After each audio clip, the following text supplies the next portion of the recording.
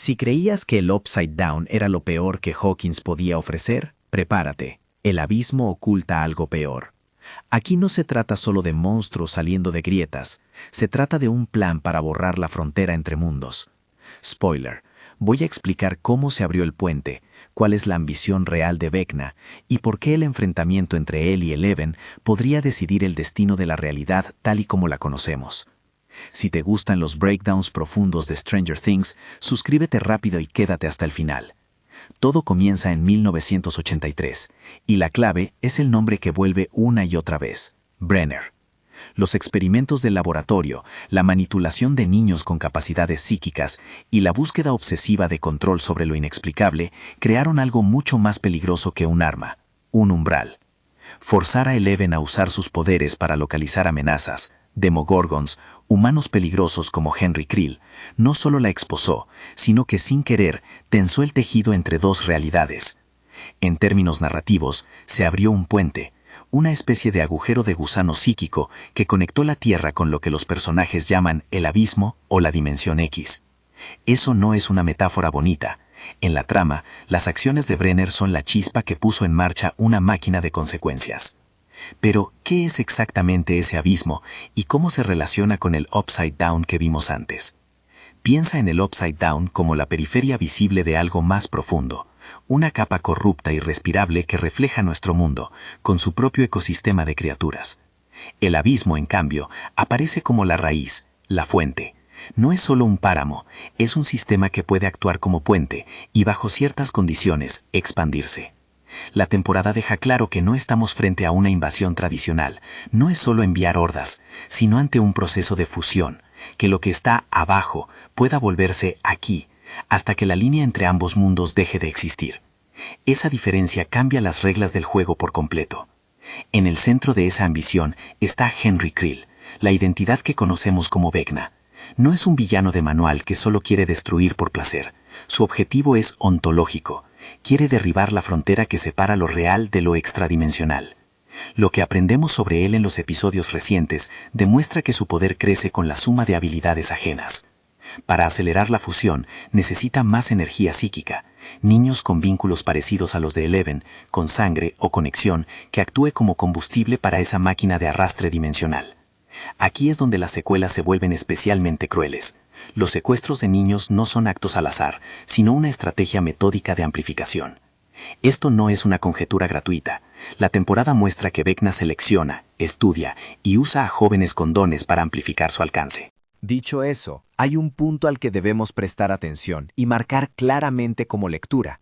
La idea de que necesita exactamente 12 niños o un número mágico aparece en teorías de fans y en pistas simbólicas más que como una afirmación textual y cerrada en pantalla.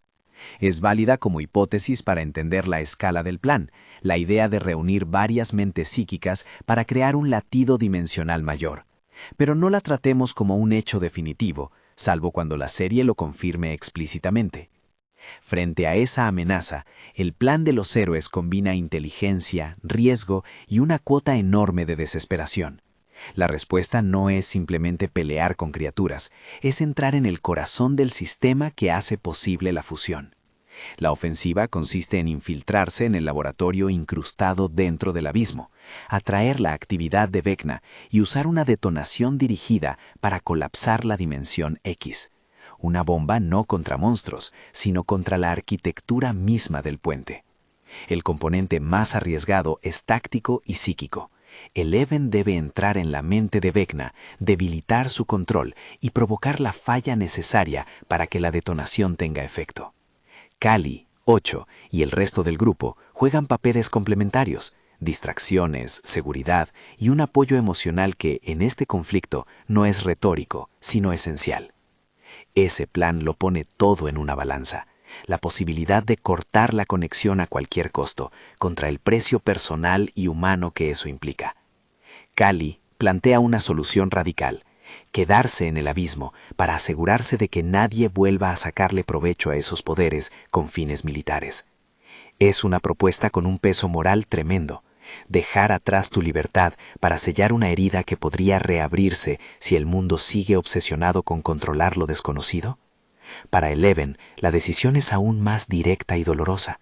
Su propia vida, su futuro, la posibilidad de amar y de reconstruirse frente al fantasma de lo que fue, todo podría perderse si decide sacrificarse.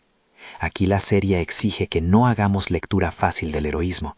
El sacrificio puede ser heroico, pero también puede ser uso instrumental de una vida por parte de otros.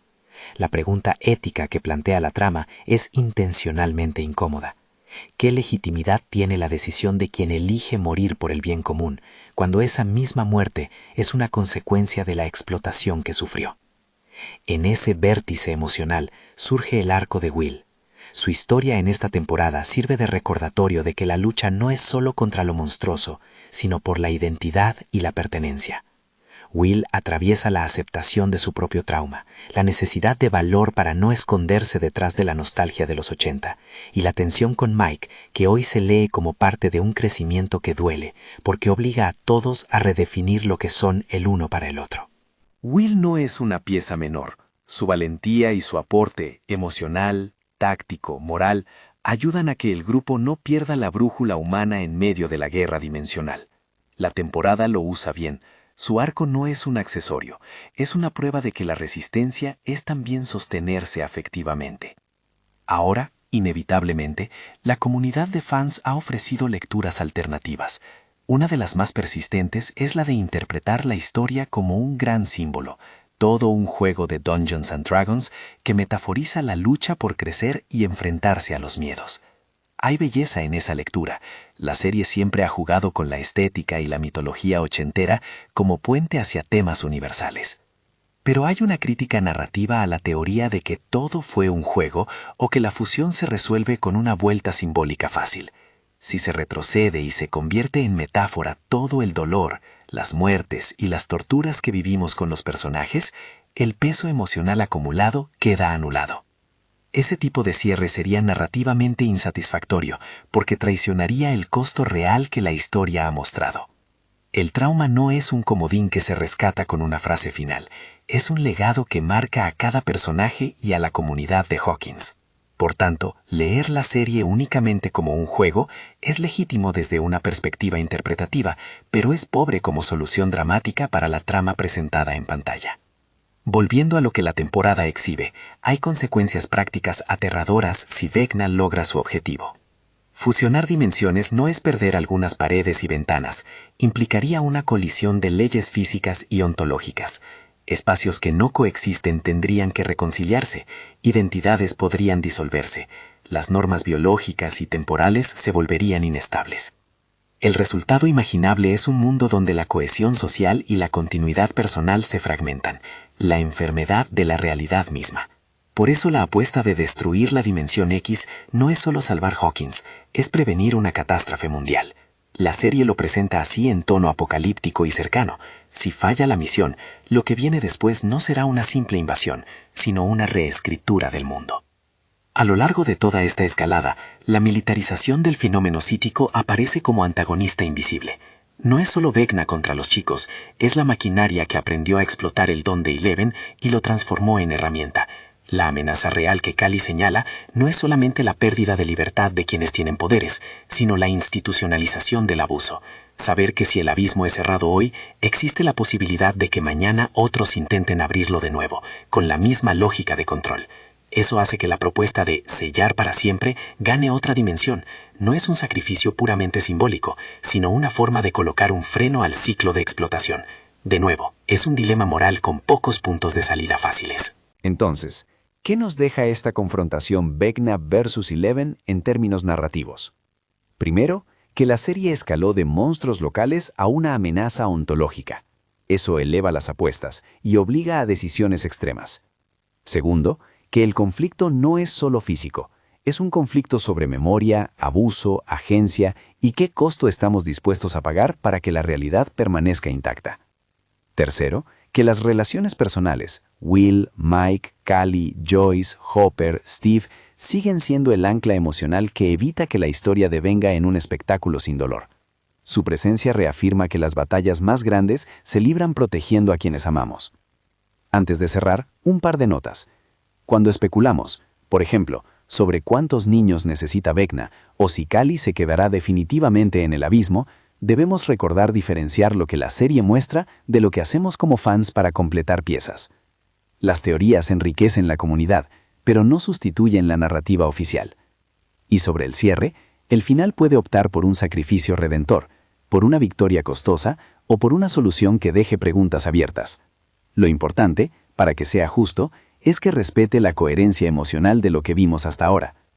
El abismo, en definitiva, es más que un lugar feo debajo del mundo. Es una amenaza enmascarada que pretende borrar fronteras y convertir el afuera en nuestro interior. Vecna no busca solo invadir, busca fusionar y reescribir. Eleven está en el epicentro de esa decisión porque es tanto la llave que abrió la puerta como la única esperanza de cerrarla. La pelea entre ellos es una pelea por la continuidad del mundo y por la humanidad de quienes han sido explotados. Dime en los comentarios, ¿crees que Eleven debería sacrificarse para proteger el futuro? ¿O hay otra forma de detener a Vecna sin pagar ese precio? ¿Qué te parece la idea de que el abismo sea la raíz y no solo la copa del árbol? Comparte tu teoría y fortalece la discusión. Si quieres más análisis y reacciones al final oficial, sígueme en redes. Seguiremos desgranando cada escena y cada diálogo hasta que no quede nada por explorar.